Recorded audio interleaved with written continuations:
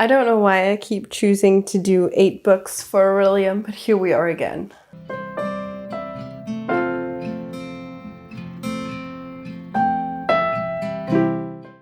Hello and welcome to my channel, The Danish Readaholic. My name is Silka and today we're looking at my Orilium TBR for the autumn equinox. I am studying to become a necromancer in Orilium, which means I have 8 prompts. It's one of the harder ones, I think. I don't remember all of the other ones, but yeah. I think maybe next time around I might switch it to something else because... Or you know what? I've done really well with my reading this year, so it might be fine. Who knows? But I think without further ado, we should just get into it and talk about which books I'm gonna read. So the first lesson I have is Animal Studies, and for that I just need an O. The course focus is hatchlings, and for that I have to read a debut book. And I have chosen For Hiiya's Wrath by Emily Varga. This is a fairy loot that I got this year, last year. When was it released? Last year. And it looks really intriguing. I don't remember what it's about, but it looks to be like desert fantasy. I'm getting that from the cover, and I love that. So, I don't know, I was looking at my shelves and be like, okay, which ones are actually debuts? And I Googled, researched, did my thing, and I don't know, this one was just the one that I was drawn to. So for debut book, I am choosing For Hiiya's Wrath. So the next lesson I have is spells and incantations. For that I need both an O and a Q. So for the O, the course focus is charm luck, and for that I need to roll a d6 and then read a book within the brackets. So we're going to be doing that. I need to record. So we're recording my screen, and I have just found some like a die to do.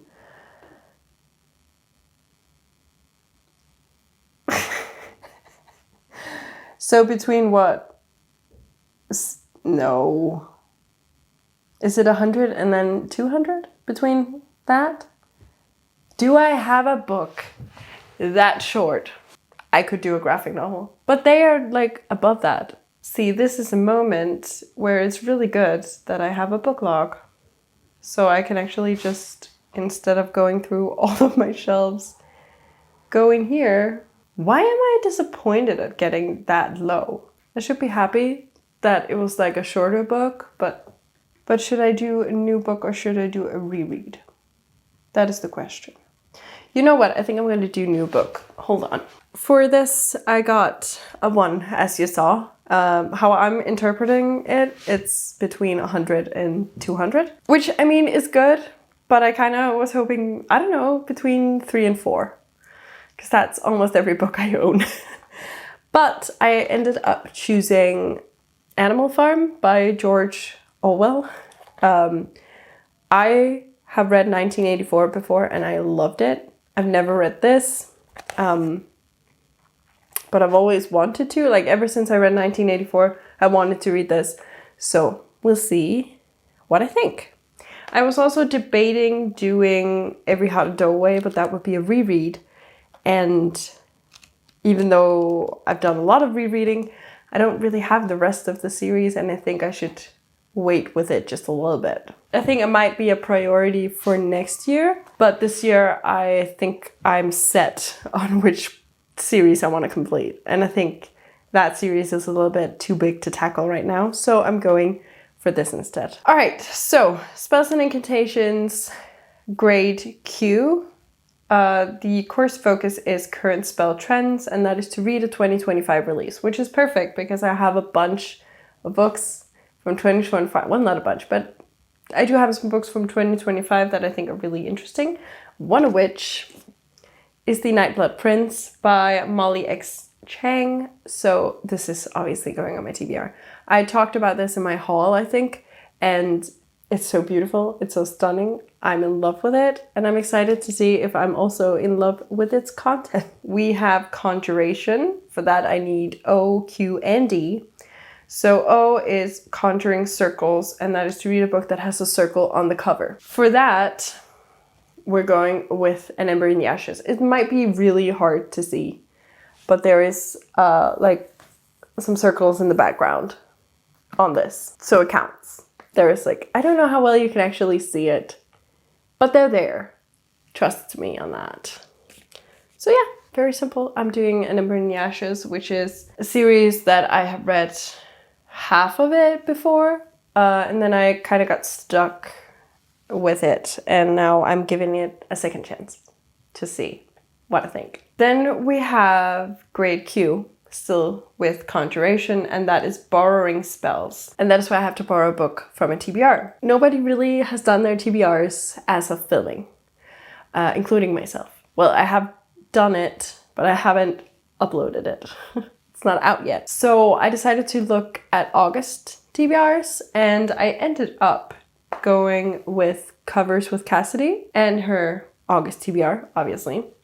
She had Daughter of the Pirate King on there, which was a book that I actually had already picked for another prompt for this one. So it kind of went perfectly that this was the book that, or this was a book that she had picked, because then I could move some things around and still do this one and tackle a more difficult prompt, in my opinion. So here we are with Daughter of the Pirate King. I've had this for a while, but I'm really excited to read this, and this is one of the last Trisha Levenseller books I have that I haven't read, and also one of the last books on my favorite author shelf that I haven't read.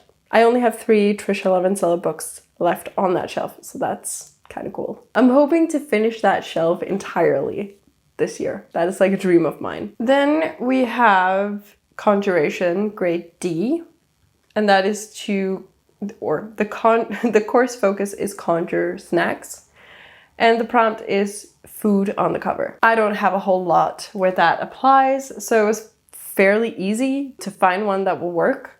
So for this, I'm going for Drizzle, Dreams and Love-Struck Things by Maya Prasad. They're eating ice cream down here, and that is the only food that is on the cover. It would have been perfect if I hadn't read The Teller of Small Fortunes, because there's like tea and fortune cookies on there. So, but alas, here we are. And I'm choosing this with ice cream on the cover, which is actually also a book that I've been excited about, but it's also a little bit intimidating because it's so heavy and I don't know why. Then we have Restoration, and for that I need a grade O. The course focus for this is Unbroken Focus Tincture, and that is to read a book with a single POV. When I tell you that this was the hardest prompt to find, I was Googling it with every single book. I was doing all kinds of research, being like, is there multiple POV in this book? Is there multiple POV in that book? And all of them is like, well, there is a main point of view, but there's also other points of views, or yes, this is like 3 different points of view. And I was like, oh, Jesus Christ, can we just find something? I ended up choosing Threads That Bind by Kika Hatapulu. I believe that it's a single POV in this. That is what the internet is telling me. So I am hoping that I am not being lied to. If not, then I'm just gonna count it regardless, depending on how much time I have left to complete it, or to complete the equinox. But also just flipping through it now, it looks like it is single POV. But like, I also love a good multiple POV. I love hearing from different points of views. And then I just realized when I was looking for this, it was like, I don't even know which ones are actually like single POV. We're doing that one. It's getting to be a pretty big stack. It's looking intimidating, not gonna lie. The final one, Demonology. For that I need a grade O. The course focus is Impling Outburst, and the prompt for that is Emotion in the Title. That was also difficult. Very difficult. And I don't know why it was so difficult, but I don't know. I was also thinking for Shia's Wrath actually for it, but I ended up going for Immortal Longings, because longing is an emotion. In my book it is. And I really want to read this Chloe Gong book. It is the last Chloe Gong book I have on my shelves that I still haven't read. It is the first book in a new series of hers. Or new. I don't even know when this was released. It is from 2023, so I would still call it fairly new. It is also the last book on my priority reads for 2025. So that means that if I complete that, I have completed one of my challenges for myself, which would be awesome. So I don't know, it's just been a priority to finish this for multiple reasons. So here we are, putting it on the list, with longing being an emotion. That's it. Honestly, this TBR is intimidating as fuck. I think I'm gonna try and see how many of them I can find as audiobooks. I know some of them are really new, so I'm doubting I can find them at the library or my Danish subscription site. Or I don't know if it's Danish, but I'm pretty sure I can find them all on Audible, and I do have credits for 7 books, I think. So I can at least get a good majority of them out of the way, but I'm gonna try and see if I can find them elsewhere first, so I can save the credits. Because I'm also currently reading Throne of Glass and using my credits on that. So, Jesus Christ, this is heavy. This is my TBR for Orilium and September in general. I don't even know if I'm gonna be able to do this. It looks intimidating, I'm not gonna lie. Now I'm actually really happy that I got a shorter book for the roll of the die thing. Please root for me. I hope I can do it. All right, thank you so much for watching. Please leave a comment telling me if you're participating in Orilium and what you're studying to become. If you just want to let me know that you're here but don't know what to comment, please leave something purple in honor of Threads That Bind, because I think it's absolutely stunning. So please leave something purple. So once again, thank you so much for watching, and until I see you next time, bye!